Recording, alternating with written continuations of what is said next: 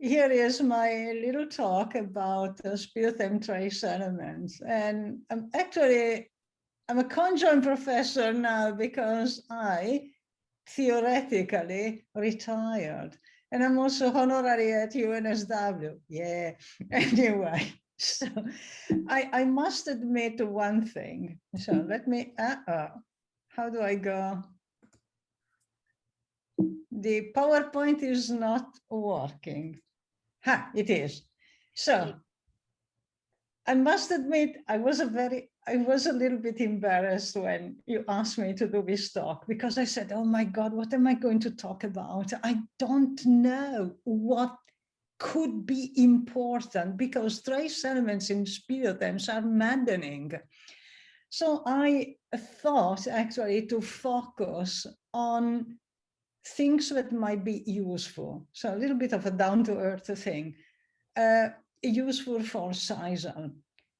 And so I thought about it, and well, you have to, you know that I work on fabrics, so obviously what's coming out of this is that fabrics are going to be important. Anyway, what I'm going to suggest is that you have your trace element compilation, you know, all your time series, but look at the metadata associated with the series and somehow work like TripAdvisor. So like this paper has no metadata, so you give it like a 1 star. And this paper ticks all the boxes, so you give it a 5. And then people will have some sort of objective tool to look at the quality of the data set. Because unfortunately, as I said, trace elements are not like stable isotopes. They are a lot more complicated. And I like this, I would like to start with this sentence that I taken from a paper from Etherstone. And it's, whereas the seasonal evolution of drip water trace element ratio has been interpreted in a wide range of settings, the interpretation of trace element concentration in Speleothems has proven to be considerably more complex. So that's a truth. What is in the water does not immediately translate into the mineral. So here is a little bit of a sketch I did for kids, actually, but it sort of tells you the story. So on the one side, you know, like you have this situation, suppose this is a monsoon situation, so rain and no rain. The delta 80 now is actually really straightforward. It's related to the water, so it's related to the rain. So the difficulty is to understand where the rain comes from. And the delta 13C is related to the vegetation most of the time. Now, trace elements, nope.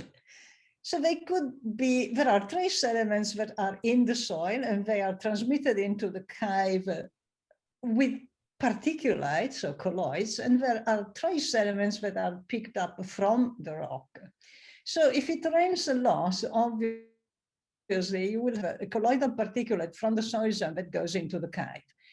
And the water will have lesser time to dissolve the host rock, so the trace elements supposed to be in solution like strontium and magnesium will have a low concentration. Right, okay. So that's, you know, like seems easy, but that's the water. It's not the stalagmite. So let's go into the dry domain. So when is the dry season, you will not have the trace elements coming from the soil like yttrium, phosphorus, maybe sulfur, zinc, copper. You would not mobilize these, but because of two things. One is water-rock interaction. So you have the water staying in the aquifer for a longer time, then the water will pick up elements that are soluble, such as strontium and magnesium. And you have another thing called prior calcite precipitation. So you have voids in the between like the soil zone and the cave in the aquifer. And in this soil zone, my precipitate calcite doesn't like magnesium, doesn't like strontium. So strontium and magnesium will go in the water. So your water will have more strontium and magnesium than during the wet season. Now, having said that, I said that those two soluble elements come from the host rock. Now, how many papers are published paper report the geology? So what's the host rock? I mean, your host rock will be a pure limestone, so you would have a certain amount of strontium and magnesium. A dolomite, which will have more strontium and very little magnesium. A very poorly diagonized limestone with a lot of strontium still inherited from the aragonite, or a lot of magnesium from a high magnesium calcite if you have microbialites. And if you have a marl, your strontium and magnesium could come both from the carbonate and from the clay. So this is something that is normally missing, geology, simple as that. And it's a very important part of the equation.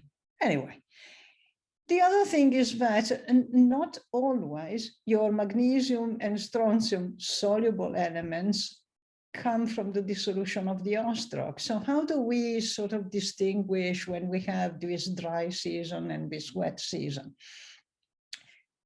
Because I look at fabric, as I mentioned, during the wet season, you have a lot of particulate coming from the soil. This goes down into the cave, attached to the growing crystals, and then the crystal cannot really grow very happily together. And there are voids, pores, and you have an open or a porous columnar calcite or other fabrics. And on the other side, when it is dry, because you don't have all this junk coming from the soil, maybe the fabric is more compact columnar. So what I'm telling you is, yes, fabric is a very important thing, which probably should go with your trace element series. So fabrics, important. Fabric is part of your metadata. Fabric is part of your quality check. Your quality check includes, as you already mentioned, the methods. Then as long with fabrics also, you will find a lot of time people talk about growth rate, and I will go through that because as a mineralogist, when I hear growth rate, my hair go like this, even if it's short. Then how many series have been performed per cave, like 1 stalagmite, 2 stalagmites, 3 stalagmites, then the monitoring, perfect. And then something that people forget about it, like you might have 2, 3, 4 papers where people have been looking into crystallization pathways, which are exceedingly important. And I will go through that at the end of the talk. So the importance of the method, I think you have already gone through that, but we have several different methods, starting from ICP-ES in solution. So you have sort of like a bulk idea of trace element, and ICP-ES could be petrographically controlled. Iron and Al did that, or no, people just drill, and they don't even look at the material they drill. It's calcite, and that's it. You can have laser ablation ICP-MS, again, with no petrographic control, so no fabrics, and some monitoring or no monitoring. Then laser ablation ICP-MS, multiple parallel tracks. So you could have 1 track or multiple tracks. Again, negligible petrography or petrography. And then you could have parallel tracks controlled by petrography, underpinned by monitoring, and with the methods that try to understand where the trace element comes from. And I will show a little bit of that. Then you could find yourself with microprobe and petrography. And finally, you find a few papers with synchrotron radiation micro XRF. And the reason why we're lately using that is because it gives you a 2-dimensional idea of the lateral distribution of trace element. Lateral means at the same time, the distribution of trace element is heterogeneous. So you need to know about that. So I made this drawing, which is very, like, it is just a sketch. It's not realistic, but it's trying to illustrate the importance of methods in the metadata. So imagine you are just running through a stalagmite that has these crystals. And you have like the green and the yellow trace element. And the yellow trace element, like, is transmitted with particulates, so goes in with the crystal. There are depressions within crystals, right? So you run a track here, and what you find is green, yellow, green, yellow, green. But if you run a track here, you find green, yellow, green, yellow, green, yellow, green. So here you have 2 cycles, and here you have 3 cycles. So you can run a third track, and you find green, yellow, green, yellow, green, yellow, 3 cycles. So I think it is important. If you just run one, you cycle. Now, with the dissolution method, you drill a hole here, and you get a predominant green. And you drill a hole here, and again, you get predominant green. But if you drill a hole here, you get predominant yellow, and you drill a hole here, and you get predominant yellow. So that's why the methodology is important, especially a methodology controlled with fabric. Now, Treble and other in 2005 actually a splendid paper, and they run several laser ablation ICP-MS parallel tracks, and they found that the trace element distribution actually responds to fabric and is laterally heterogeneous. So, for example, this is barium, but this is one track, and this is a second laser ablation track. So you look at this track and the other track. In the bottom track, you have several cycles which are missing in the top track. Then here you have a double peak, which you don't have here. And here you have a double peak, which you don't have there. So again, one of this paper actually tells you that you really need to have really need to know the fabrics. Now, the importance of missing some cycle or having some more cycle is that we use trace element not just to understand the hydroclimate cycle, but also to refine the age models. So strontium is very good because when it comes from the host rock, so you have like more strontium during dry and less strontium during the wet season. Then if you have dry, wet, dry, wet, dry, wet, you can count the strontium cycle and actually have, you know, like between uranium, thorium ages, and oh gosh, you get an annual resolution. So here is a synchrotron map, and you see the lateral distribution of the strontium. Well, again, if you run just the laser ablation, sometimes you might pick up 2 rather than 1 cycle. And this is something we just recently published that shows that. Here you also have the petrography.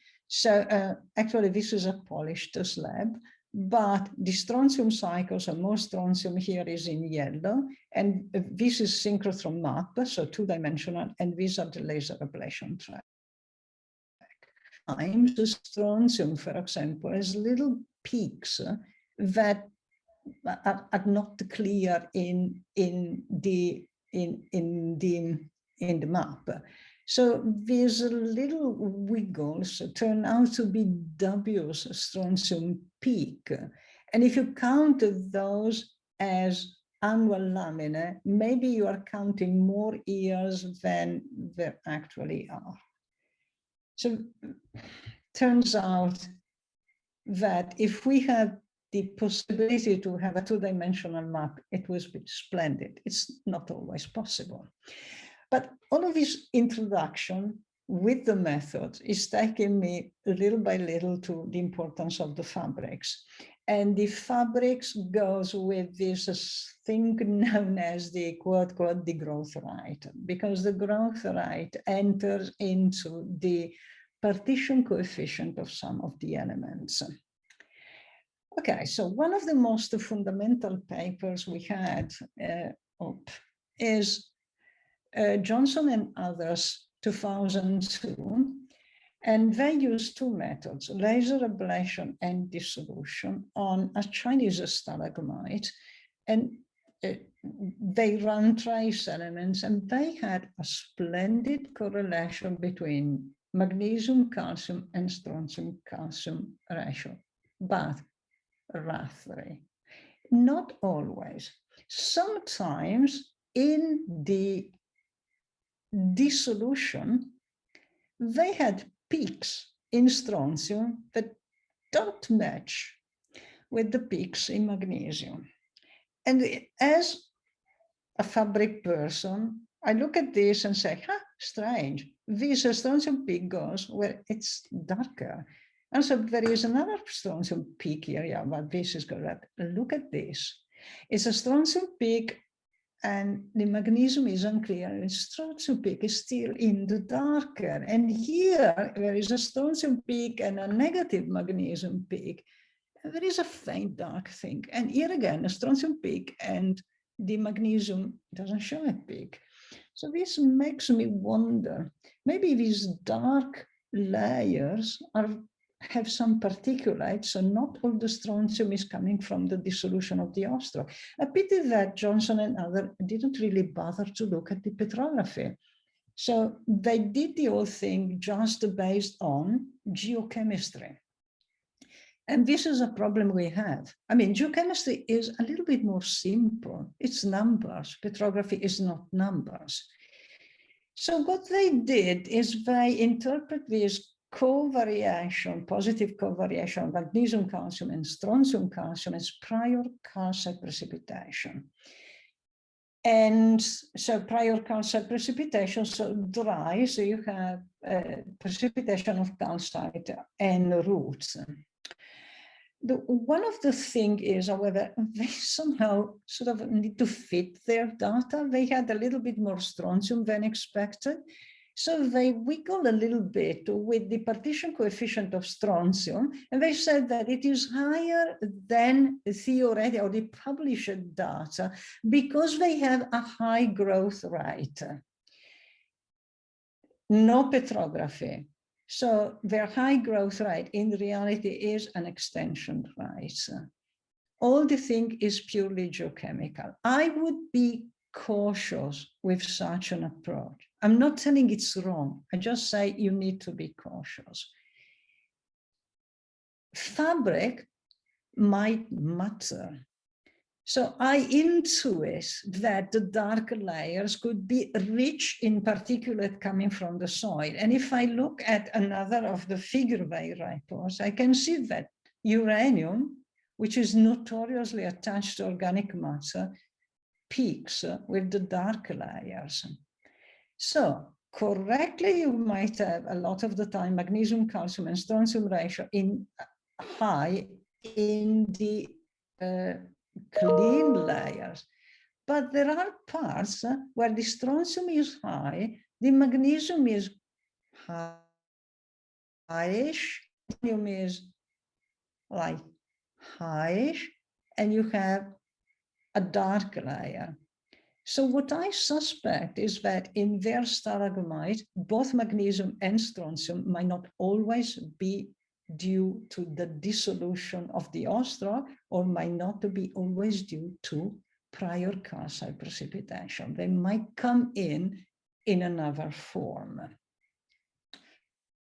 And again, I like this other statement I stole from Ether Stoll and others, and they said, in a compilation of Speleothem trace element records, only 56% of the 30 records examined exhibit positive covariation of magnesium, calcium, and strontium calcium. In a compilation of 23 studies of drip water chemistry, 91% were found to exhibit positive covariation of strontium, calcium, and magnesium, calcium ratio. So the water is okay. The speleothem might act erratically. So speleothems might not always record what the water is recording. So what? So what? Here is the famous paradigm of growth rate. So if, like growth rate is not out of the blue, because growth rate, we think you have a higher growth rate if you have more supersaturation, so more degassing, or, it rains. You have to look at everything which is the monitoring, everything that surrounds it. But Johnson and others had to use the growth rate somehow to support the way partition coefficient, but then Stoll and others with the ISTAL model found out that the model has limited success in estimating the growth rate effect on how much of these trace elements is partitioned in the calcite, particularly again, strontium and magnesium, which are incredibly important. Then, to complicate things, recently, Wassenburg and others in another compilation of Speleothem trace element series found out that there is little to no relation between the partition coefficient of strontium and magnesium and growth rate. So what's going on here? First of all, what's growth rate? As a mineralogist, I'm giving you the definition in mineralogy. It's a linear growth rate of a chosen crystal face, or an indirect estimation of the overall linear growth rate for mass, the position rate, measured on individual crystals, or group of crystals freely suspended. This does not happen in Speleothems. You don't have individual crystals, and crystals are not freely suspended. So it's not a growth rate. It's an extension, right? Then you have changes in the growth environment, such as temperature, supersaturation, pH, and impurities that have a profound effect on growth. And they change the phases, so they change the fabric. Again, fabrics are important. Information about crystal form and impurities is an important support in your evaluation of the trace element, of the dependency of these trace element concentration on growth rate or not. So how does growth happen? In a long time ago, in the year 2000, I proposed a visa scheme taken from Sunagawa, because I was working actually on Speleothems in Grotta d'Ernesto, which is a low supersaturation, relatively low pH, 7.6 case. So at low supersaturation and relatively low pH, most of the growth happens through this mechanism, which is called the spiral growth. And and it forms faces of the crystal that are called flat because they do look smooth. You increase the supersaturation or impurities, and you start having islands on the surface of the crystal. It's called two-dimensional nucleation and growth. Then you increase the supersaturation even more, and you start having adhesive attachments. So the surface looks really messy. And then you even started forming very complex features like spheromites. Now, on this, the growth happens by attachment of atoms. So you would have calcium, strontium, magnesium, carbonate arriving there. It's called monomer by monomer addition of chemical species. So this is the sample of Grotta d'Ernesto. You can see this is a rhombohedron, and it's got a flat, it's flat with a few steps. With the transmission electron microscope, I could actually see screw dislocation. So that it forms in that spiral growth, but it forms at low supersaturation and low pH. Then this happens in summer.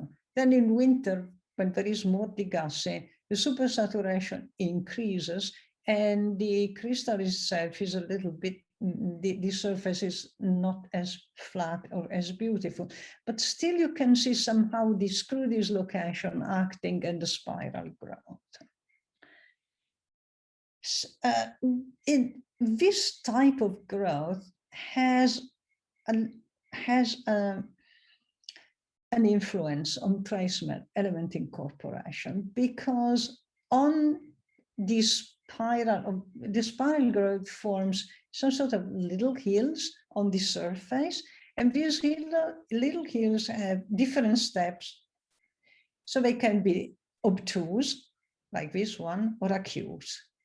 So in the obtuse steps, the bigger ions go, like strontium. On the acute steps, you accommodate the smaller ions, like magnesium. Fact is that, first of all, magnesium probably arrives with water around, so things are not so easy. But anyway, that's the theory. The fact is that, so it will create a zoning, a sector zoning. On the one side, you would have more strontium, and on the other side, you would have more magnesium. But it doesn't always go like that. For example, for zinc and copper, which are small, it doesn't work. And what is more important is that the problem to that is that people are talking about sector zoning when they find heterogeneous distribution of trace elements along the same growth layer. But no one has demonstrated it. It's just a hint. And to go back to my study in Grotta d'Ernesta, when we look at the synchrotrons, so we have two-dimensional maps of the distribution of the trace elements, we do not see the sector zoning. What we see is that the distribution of the trace element actually follows lamina. So we have some elements like strontium, for example, which go in the white lamina, and the white lamina is where you have more calcite. And other elements like yttrium or zinc or copper, they go in the dark lamina, which is where you have colloidal particulate from the soil. And again, I mean, that's the important fact. Where are the trace elements coming from? How are they transported? And what's the role of fabrics? This is another example. Here are actually crystals with flat faces. And this is the growing top of, the active growing top of a stalagmite.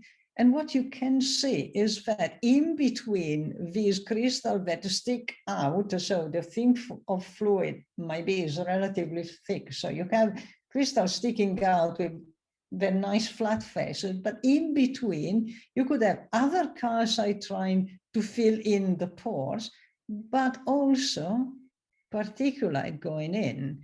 And this particulate, this specific particulate, as silicon, phosphorus, aluminum, but it's funny, it's also got a little bit of magnesium. And magnesium is one of those elements we always think comes from the dissolution of the osterock. So how do we try to unravel all this messy thing? The best example I can think of is you take two stalagmites from the same caves. These two stalagmites have different fabrics. They have different growth rates. You have monitoring, and then you start analyzing what happens to the trace element series.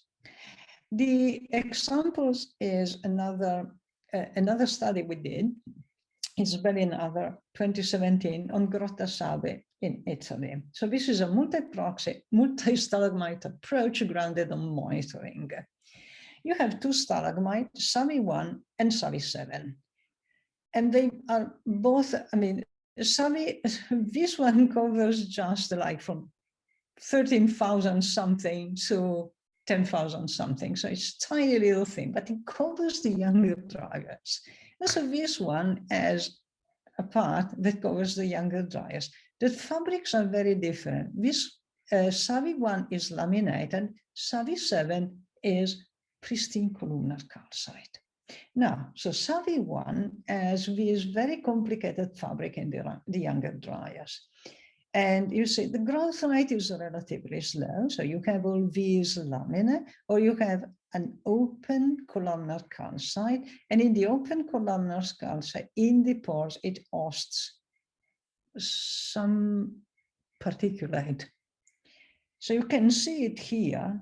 Now we know that the dark part is probably open and has particulate in. The white part has less or no particulate. And also notice that the lateral, I mean, the fabric is complex, so you might have a little bit of dissolution and stuff like that. So then you look at the composition of trace element according to the fabric. And in the darker part, as I suspected, because it is open and it has all the darker thing, detrital components such as thorium actually peak. And well, unfortunately, even magnesium peaks. So part of the magnesium now in this stalagmite in SAVI-1 is bound to come or be associated with the particulate. Strontium behaves in a different way. We have a build-up of strontium up to a certain point, and then, you know, like, I mean, no, strontium it goes down. So strontium is more of a trend. So how did Belli and others unravel the significance of strontium and magnesium and came up with a hydrological story from these trace elements? You take those two stalagmites, you look at how much strontium you have in the two stalagmites, and because one is clean and the other is dirty, you have a means by which you can remove the particulate component from the strontium in SAVI-1, which is the one with the particulate. Then the other thing is, one keeps growing and the other not. So you make a correction for the growth rate of the strontium. And then you compare the two. And when you compare the two, and you look at, as I said, you look at the fabric, somehow you find this peak in magnesium in SAVI-1, which are clearly not reflected in the clear speleothems, in the clear speleothems, SAVI-7. And you can see that SAVI-7 has no detritus because everything is flat in manganese, aluminum, and others. So if you find that you have high particularly colloidally bound trace element and the trace element that are not colloidally bound. The other nicer thing that we found in these two samples is that there is no covariance between magnesium and strontium. Remember, this is the younger dryas. So it means that probably there is no prior calcite precipitation. And strontium had this decreasing trend from circa 11.8. So strontium just goes declining. So we were very curious, where is strontium coming from? And we use the strontium isotopes. And the radiogenic strontium actually starts to decline. So now we know that it is true. Part of the strontium was actually coming from dust, probably, you know, loose. And it went into the cave. So it declined during the Holocene. So from a high value during the last glacial maximum, then when you exhaust the loess, then you exhaust the radiogenic strontium. And then we did all sorts of calculation, and we actually were capable of removing the component of the strontium coming from the soil, so called exogenic, or coming from dust, and then the component of the strontium related to growth rate to find what really is the strontium that goes in the calcite. And one of the funny things that we discovered in the end is that we still had more strontium than expected for SAVI1 when it almost does not grow, which is here. So we have part of the explanation is, well, okay, maybe it's due to infiltration. So strontium actually responds to infiltration. What we didn't look at is how the stalagmites actually form. I mean, what was the mechanism of growth, which is an important part of that because you might not to start with calcite to start with. So in the compilation of Wasserburg and al., a very interesting thing is that they hinted the potential that you could have an influence of other phases called amorphous calcium carbonate or vaterite. It's calcium carbonate, but not as calcite. And this could be precursor to your calcite. Amorphous calcium carbonate seems to incorporate more strontium and vaterite more magnesium. So here are the crystallization pathways. And crystallization pathways can be several. We don't know if we don't monitor them. So you could have vaterite, as I said, so more magnesium, and you can have amorphous calcium carbonate, more strontium, and in the end, you have calcite. Great. Now, there is a conundrum.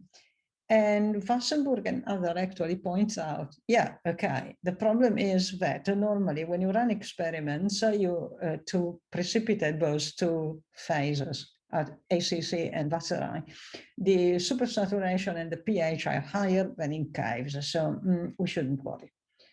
And then amorphous calcium carbonate and vaterite, something like you look at them and they disappear. So how can the final calcite actually inherit the strontium or magnesium concentration of vaterite and amorphous calcium carbonate? Remember or reminder that the transformation is via dissolution reprecipitation. So you might think doing this, I lose the more excess strontium and I lose the excess magnesium. So what? And it is true that they actually sort of, you look at them and they vanish. But if you have organic matter, and organic matter is ubiquitarian in caves, you can have from microbes to soil organic matter. If you have organic matter, those guys may stay there for weeks. I think up to 26 or 27 weeks. Right. And in fact, that's the reason why Demeny and other could precipitate amorphous calcium carbonate in Baradla cave, and then Peter Nemeth look at that, I suppose, after a week under the transmission electron microscope, and yes, in Baradla cave, amorphous calcium carbonate forms.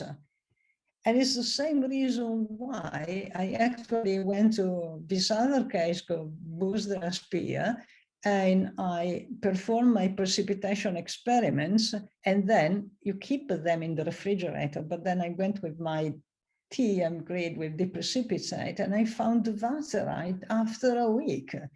So somehow they are stable. And actually, in these caves, I know they are filaments, so there is organic matter. Now, if you get amorphous calcium carbonate or vaterite, it's still in the realm of what is called classical nucleation and growth. It's something called Ostwald's step rule, because sometimes crystallization does not occur with the most stable phase. Crystals have strategies, so somehow they kind of like they overcome what is called energy barriers. But what if we go into the domain of non-classical crystallization? Non-classical crystallization is very controversial, and I'm trying to explain. It's not that you have, or you can get like amorphous calcium carbonate, vaserite, and then formed calcite, is that you get something called nanoparticle clusters. So instead of having, you get nanoparticles, they get together and somehow they attach themselves onto the growing calcite. And this has been documented in CAV. I found actually nanoparticles that sort of, this is Corkia cave, and nanoparticles are very tiny. And here are two particles with a similar lattice orientation. And here is a nanoparticle with a different lattice orientation. And then what it gives you is a stalagmite with this very sort of feathery looking fabric. But the most important thing is that they do exist. Now, how do you inherit the possible trace element of these nanoparticles, which most commonly could be amorphous calcium carbonate that then transform into calcite? And I hope I have time to show this video. It's from Lee and other, and it's crystallization by oriented nanoparticle attachment. You see this little particle that is attaching to the crystal. You still do not see, you don't see the lattice, but you see that is happening to the nanoparticle. So it's attaching, okay? So the nanoparticle is, look at it, this is the lattice. So now the nanoparticle, you can see the lattice and it's attaching to the crystal, and then the lattice becomes coherent. So that's how you can get the trace elements from an amorphous calcium carbonate inherited by your calcite. And this does happen. This is a work by Rodriguez, Navarro, and Arndt, carried out as the atomic force microscope. They found that they have amorphous calcium carbonate particles attaching to the steps of a growing calcite, the 1/1,4. So they mimic exactly the Scrutine's location process.